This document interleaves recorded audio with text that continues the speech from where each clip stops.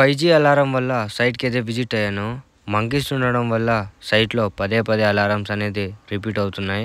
Hello guys, నా 25 days జర్నీలో ఇది డే 9.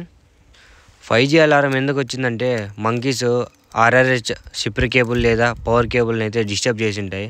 సో అందువల్ల అయితే మనకు అలారం జనరేట్ అయి ఉంటుంది.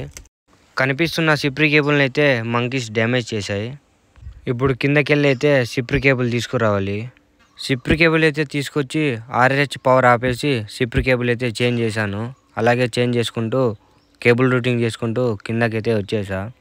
ఇది ఓపెన్ లాడర్, దిగే టైంలో అయితే కొంచెం చూసుకుని దిగాలి. ఈ సైట్ విజిట్ అయితే కంప్లీట్ చేసుకున్న మరో ఓఎస్సీ సైట్కి అయితే వెళ్ళాలి. జీపీఎస్ కనెక్టర్ లూజ్ ఉండడం వల్ల మనకు అలారం అయితే జనరేట్ అయ్యింది. సో అందుకే జీపీఎస్ కేబుల్ అయితే రిమూవ్ చేసుకున్నా కనెక్టర్ని కనెక్ట్ చేయడానికి. ఇలా స్లైసింగ్ చేసుకుని అయితే జీపీఎస్ కనెక్టర్ని కనెక్ట్ చేయాలి. కనెక్టర్ని కనెక్ట్ చేసిన తర్వాత అలారం క్లియర్ అయింది.